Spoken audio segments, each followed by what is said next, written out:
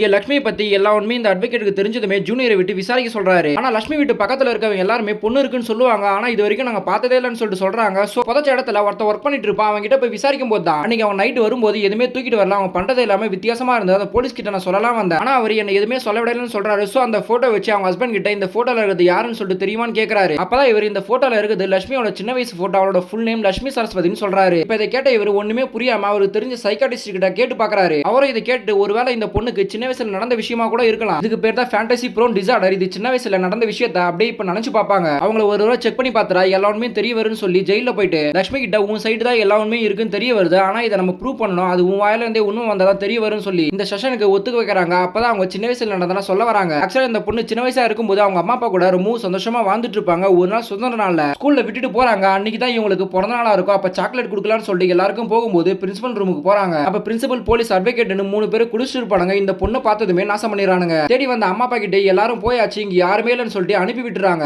Night இந்த பொண்ணே கால் பண்ணி அவங்க அம்மா அப்பா வர சொல்றா. அப்பதான் இந்த பொண்ணுக்கு நடந்த விஷயம் தெரிய வருது. ஆனா ப்ரூஃப் எதுவுமே இல்லாம அவ்வளவு பெரிய ஆளுங்களை நம்மளால எதுவுமே பண்ண முடியாதுன்னு சொல்லும் போது தான் இந்த பொண்ணு அவங்க வீடியோ எடுத்த டேப்பை நான் ஒளிச்சு வச்சிருக்கேன்னு சொல்றாங்க. சோ இவங்களும் அந்த டேப் போட்டு பார்க்கும்போது மனசே உடைஞ்சு போகுது. இப்போ ஒரு வக்கீல பார்த்தா அந்த டேப்பை கொடுத்து இந்த கேஸ் எடுக்க சொல்றாங்க. ஆனா அந்த வக்கீல் அங்க வாதாடும் போது அந்த டேப்பே இல்லைன்னு சொல்லிட்டு சொல்லிடுறான். பார்த்தா அந்த வக்கீலுக்கே 2 பொண்ணுங்க இருப்பாங்க. அந்த 2 பொண்ணுங்களை நாசம் பண்ணிடும்னு சொல்லிட்டு மிரட்டி இருப்பாங்க. அதனால தான் அவனே போய் சொல்லியிருப்பான். இதை கேட்ட எங்க அம்மா கோவப்பட்டு அந்த 3 பேரையும் தாண்டி ஒரு தலைவனா ஒருத்தர் இருப்பா அவனை போட்டு அந்த பப்ளிக்லயே வச்சு அடிச்சிடறாங்க. சோ அவங்க கோவத்துல இந்த பொண்ணை மட்டும் விட்டுட்டு அவங்க 2 பேருமே நடு ரோட்லயே வச்சு எரிச்சிடறான். இப்போ இந்த கதையெல்லாம் கேட்ட அட்வொகேட் இந்த பொண்ணு பார்க்க நீதி இருக்கு, அதனால தண்டனை கிடைக்க விடாம பண்ணணும்னு சொல்லிட்டு முடிவெடுக்கிறாரு.